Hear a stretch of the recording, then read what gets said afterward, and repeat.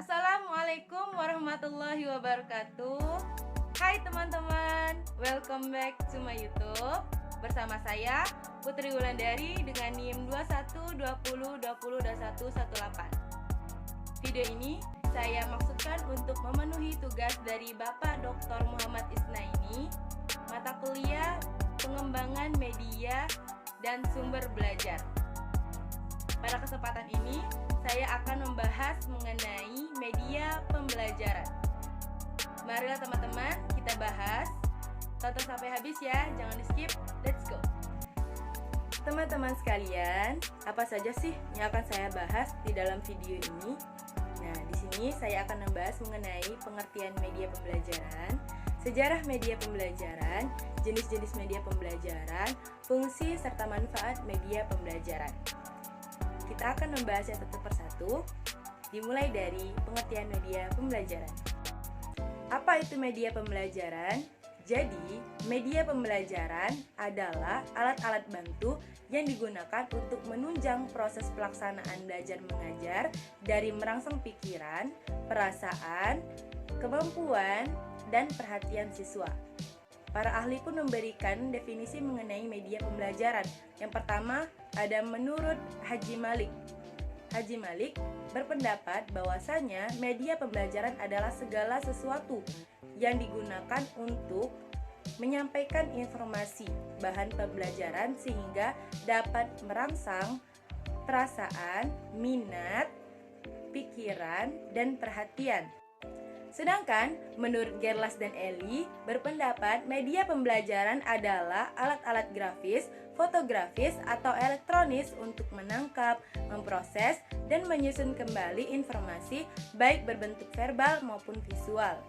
Yang ketiga, menurut Latu Heru, beliau berpendapat bahwasanya media pembelajaran sebagai alat, bahan, atau teknik yang digunakan dalam proses pembelajaran dengan maksud agar proses interaksi, komunikasi, edukasi antara siswa dan guru dapat berjalan atau berlangsung dengan tepat, guna, dan berdaya. Yang kedua, kita akan membahas mengenai sejarah media pembelajaran secara singkat. Pada awalnya, gurulah yang menjadi media pembelajaran. Siswa berpatok kepada guru untuk mendapatkan segala informasi, bahan pembelajaran hanya kepada guru. Kemudian pada abad ke-20 ditemukanlah media pembelajaran seperti media audio, visual, dan audiovisual. Beralihlah waktu ke tahun 1950-an. Radio dan televisi kemudian menjadi salah satu media pembelajaran dengan membentuk program-program pendidikan seperti belajar bahasa asing atau keterampilan matematika dan ilmu pengetahuan. Tahun 1970, komputer kemudian menjadi salah satu media pembelajaran yang interaktif.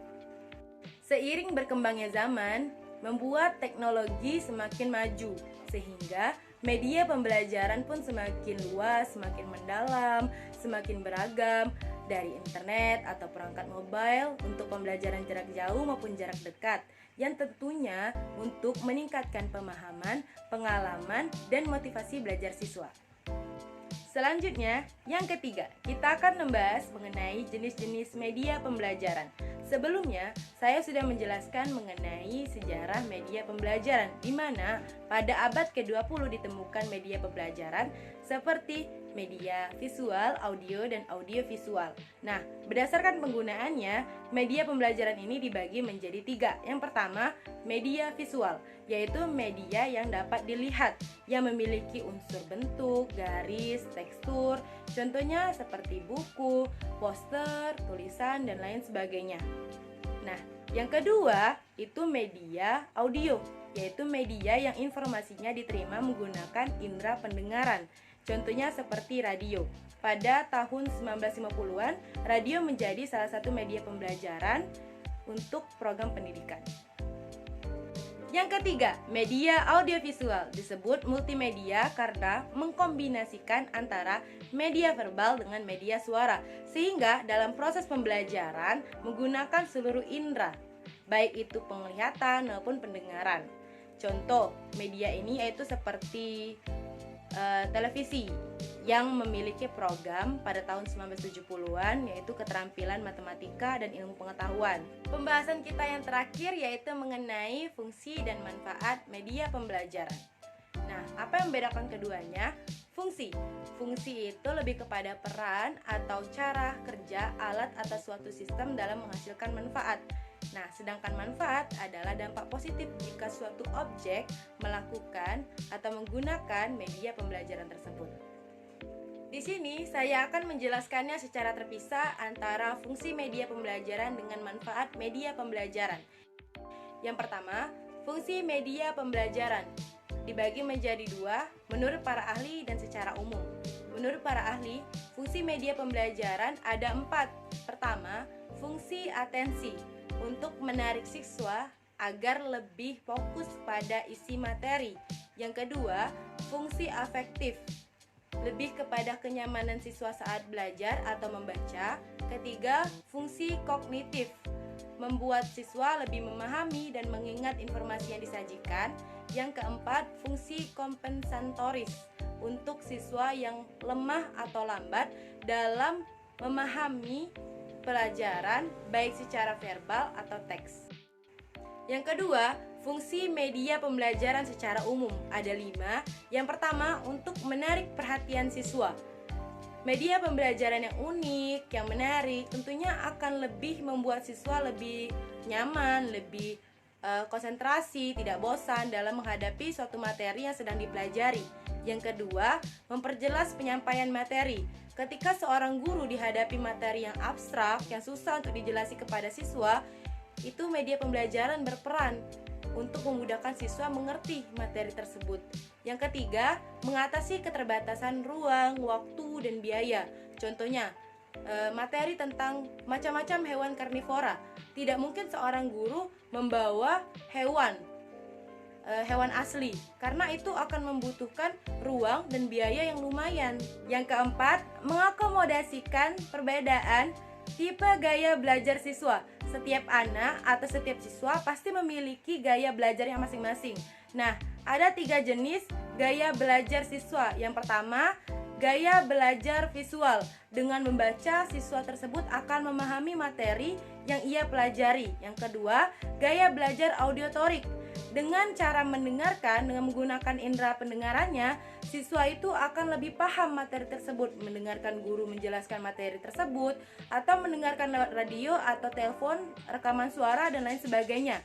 Nah, yang ketiga, gaya belajar kinestetik, yaitu lebih kepada praktek. Siswa akan mengerti dan lebih paham jika ia mempraktekkan materi tersebut. Yang kelima, menghindari kesalahan tafsir ketika guru menjelaskan secara verbal. Mengapa? Karena setiap orang itu memiliki cara pandang yang berbeda-beda. Tentunya siswa juga memiliki sudut pandang dan pendapat yang kadang berlawanan dengan guru. Selanjutnya, manfaat media pembelajaran. Tidak hanya memberikan manfaat kepada siswa, media pembelajaran juga memberikan manfaat kepada guru. Seperti yang saya tabelkan di bawah ini, ada 4 manfaat bagi guru dan 4 manfaat bagi siswa. Bagi guru, itu memudahkan guru dalam menyampaikan materi, memfokuskan perhatian murid, membuat suasana kelas lebih hidup, lebih aktif, dan tercapainya proses belajar yang efektif. Dan bagi siswa, siswa akan dapat lebih mengerti materi yang disampaikan, membuat proses belajar lebih menyenangkan dan lebih dapat dimengerti, lebih dipahami. Ketiga, proses pembelajaran dapat dilakukan secara mandiri atau otodidak. Dan tentunya yang keempat, membangkitkan atau meningkatkan motivasi, keinginan, dan minat seorang siswa. Oke teman-teman, berakhir sudah pembahasan mengenai media pembelajaran yang dapat saya bahas, baik dari pengertian, sejarah, jenis-jenis, fungsi maupun manfaat media pembelajaran. Semoga teman-teman yang menyimak video ini sampai akhir dapat mengerti mengenai media pembelajaran dan dapat mengambil manfaat dari video yang saya buat ini. Jika terdapat kesalahan dalam video ini, saya memohon maaf, kepada Allah saya memohon ampun. Dan jika video ini dirasa bermanfaat, jangan lupa like, comment, and subscribe. Saya akhiri, wassalamualaikum warahmatullahi wabarakatuh. Love you guys. See you next time. Bye bye.